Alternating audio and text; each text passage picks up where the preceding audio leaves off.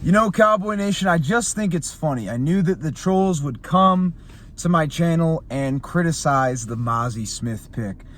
Let me tell you something, Cowboy Nation. I stand by 100% what I said about Mazi Smith. It was the right pick for the Dallas Cowboys. It was the right pick. I know I wanted Michael Mayer.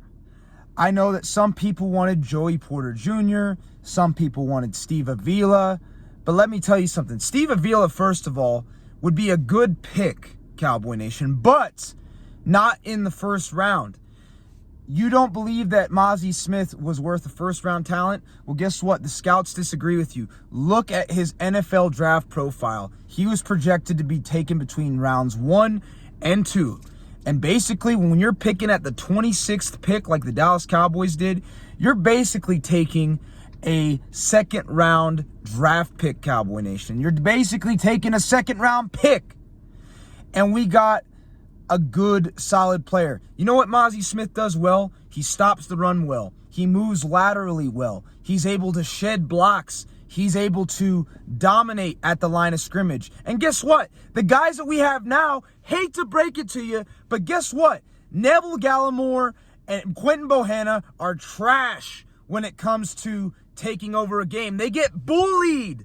They get bullied time and time again because they cannot hold at the point of attack. They can't move laterally, and they don't have enough leverage or strength to beat out certain guys. Mazi Smith does. He is able to take over the line of scrimmage. He's able to hold at the point of attack. He has very good athleticism laterally, and he can stop the run and plug up those holes to free up other space so players can make plays. Something that outside of Jonathan Hankins and maybe Osa Odigizua, that our other defensive tackles couldn't do.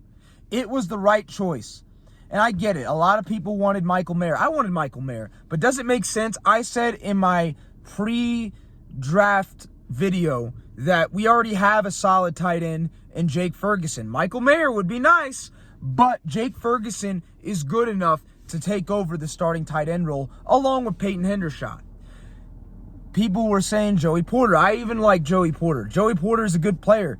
But guess what? The Cowboys don't need an outside corner. We need a slot corner, and you don't take a slot corner in the first round. Joey Porter is an outside corner, Cowboy Nation. I like Joey Porter. I think he's a good player. I think he'd fit well, but at the same time, we already have good outside corners. Deron Bland literally had 5 interceptions last year in his rookie year, and he was a 5th-round draft pick. Plus, we got Trayvon Diggs. Plus, we got Stephon Gilmore. And Jordan Lewis, who's a slot corner, by the way, is coming back. Corner didn't make sense. Tight end didn't make sense. And I know a lot of people wanted Dalton Kincaid, my boy, out of the University of Utah, who played right up the street from where I'm at right now. But guess what? Dalton Kincaid can't block. He's a good receiver, but he's injury prone. He doesn't block well. Mazi Smith was the right pick. And people are saying, all these Dak Prescott fans are coming to my comment section saying that we need more help. Well, Dak Prescott already has plenty of help. He's had help his entire career. And the excuse making from some of these people is outrageous. What more does Dak Prescott need to prove to do well? He has 2 number 1 wide receivers in CeeDee Lamb and Brandon Cooks. If people are actually questioning whether or not CeeDee Lamb is a true number 1 wide receiver, they are completely stupid. CeeDee Lamb was a top 6 receiver last year. He was arguably a top 5 receiver if he had better quarterback play. Just saying. He's a top 5, top 10 talent. He is a true number 1 receiver, Cowboy Nation. And I'm tired of people saying he's not, because he's a true number 1. Brandon Cooks has proven in his career that he is a true number 1. Dak Prescott has 2 number 1 wide receivers. He has Michael Gallup as his 3rd receiver, who's a solid number 2, arguably a number 1, depending on what team he plays for. He has good, solid tight ends in Jake Ferguson and Peyton Hendershot. He has Tony Pollard and Ronald Jones, who is a solid backup, could be good enough to be a starter. He has a pretty good offensive line, although we still need a left guard. He has a pretty good offensive line. And his defense literally led the NFL in takeaways last year and the year before that. And he just got his defense strengthened by taking my boy Mazi Smith out of Michigan. Dak Prescott has no more excuses. And I'm tired of people saying he needs more help. Would it be nice to have some more pieces for Dak? Yes. But saying he doesn't have any help is absolute bull crap. He has plenty of help, Cowboy Nation. He has more than enough help. He has more help this year than last year. Dak Prescott is literally the reason why we lost to the San Francisco 49ers. Now, I was a little hard on him in my post-game video because I was emotional and I was upset about him going away. I don't want him to necessarily go away. I don't want him off the team. I want Dak Prescott to succeed. I want him to live up to the contract. I want him to win and show up in the big games. I'm rooting for him to do well, and he consistently, time and time again, does not show up in the big games, and he's inconsistent, and he's been a turnover machine despite having all the help, Cowboy Nation. He literally had Amari Cooper and CeeDee Lamb for 2 years, and he couldn't even get past the San Francisco 49ers. He was a big reason why we lost in 2021, although he wasn't the main one. And he was literally the main reason why we lost to the 49ers last year. Dak has to step up in the big games, and saying that he needs more help is absolute bullcrap. There's no excuses. It is put up or shut up time for Dak Prescott. I will praise Dak Prescott like I did when he played well against Tampa Bay, when he deserves it. But you better believe I will criticize him when he plays bad. I'll say this. He is no longer the most overpaid quarterback in the NFL. That would belong to Jalen Hurts and Daniel Jones, especially Daniel Jones. My goodness, the Giants really overpaid him. But still, he is still getting paid a lot of money, and he has to show up in the games that matter. Because if he doesn't, we will not do anything in the playoffs. We won't go anywhere if he doesn't show up. And I'm tired of the excuse making. There is no more excuse making. He literally now has possibly a top 5 defense overall on the board now that we took Mazi Smith. And he has a pretty good offensive line and receivers. So don't give me the excuses that Dak Prescott needs more help. He does not. And the people that are criticizing the Mazi Smith pick, I'll admit, I criticized the Tyler Smith pick last year, and he proved me wrong. This year, I'm actually a fan of the Mazi Smith pick because we needed a defensive tackle that can move laterally, a one technique that can hold at the point of attack, take over the line of scrimmage, and this guy does it. People that say otherwise don't know what they're talking about. This was a good, solid pick for the Dallas Cowboys. We needed to strengthen our run defense, which was our biggest weakness on the defensive side of the ball last year, and we just did that. Because if we lose Jonathan Hankins at any time, we're in trouble. But now that we have Mazi Smith, we got some hope.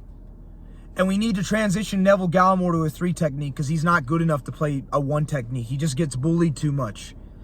We have a solid defense now, Cowboy Nation. The Dallas Cowboys have been making the right moves in the offseason, and so far, they've been making the right moves in the draft. Micah Parsons, a guy I trust on our defense, the leader of this defense, possibly the team, was the one that wanted Mazi Smith. So if you're mad at me, be mad at Micah Parsons. Micah Parsons wanted this guy. And let me tell you, I'm pretty sure that Micah Parsons, who is one of the best defensive players in all of football, knows what he's talking about. I will trust his judgment any day when it comes to that. He knows what he's talking about. He has good judgment, Cowboy Nation. And he thought that this guy was the right pick. I fully trust and believe in him, along with Dan Quinn. I trust in those guys. They know what they're talking about. Micah Parsons is a realist. That's why I got his jersey. That's why I'm a Micah Parsons fan. And let me tell you something. Micah Parsons was excited when we took Mazi Smith. You know why? Because that's going to free up a lot of space on the defensive line and allow our linebackers to make some plays. Micah Parsons included. Big time Micah Parsons. So that's why I trust this pick even more so now. I think it was the right pick, Cowboy Nation. And anybody that says otherwise don't know what they're talking about. Even though Michael Mayer is a great tight end and I wanted him badly, doesn't make sense. Even though Joey Porter is a very good corner, doesn't make sense. We already are strong there. We need to strengthen where we're weak at, and we strengthened where we were weak at, and that was the defensive tackle position. Now we got Hankins and Mazi Smith at the 1 technique, Osa Odigizua and Neville at the 3 technique. We're strong at the defensive line now. We actually have a run defense that can stop somebody, Cowboy Nation. So guess what? Mazi Smith, I stand by what I said. It was a good pick for the Dallas Cowboys. I don't care what anybody else says. Anybody that's saying otherwise needs to really look into the tape, really needs to look at the Dallas Cowboys roster, is all I'm going to say. With that being said, Cowboy Nation, I'll probably come with more videos tonight on the draft. I may not. I'm supposed to go out with, get dinner with some friends and stuff. So we'll see. I'll probably make a video. But I am excited for day 2. I will say this. If Steve Avila is available, we do need to take him in the 2nd round because we need a guard. And in the 3rd round, honestly, this is going to be a shocker to some people, but if he's available, I think Hendon Hooker would be a great 3rd round pick, somebody to develop, because Dak Prescott doesn't have much time left. He doesn't have the pocket skills to last until he's 40 years old. I think at most he has 5 more years left based on his skill set. He's got 5 more years left tops in the league, at least as a starter. He won't last until his 40s like Tom Brady and Aaron Rodgers and some of these other guys. He just doesn't have the pocket. He doesn't have the pocket talent at this point in his career to do so. But with that being said, Cowboy Nation, I went off. I talked about Dak. I talked a lot about Dak and Mazi Smith in this video. With that being said, I am super pumped up for this pick. I am super pumped up for the Dallas Cowboys this year. I really am. And with that being said, go Cowboys. I'll catch y'all later. Peace.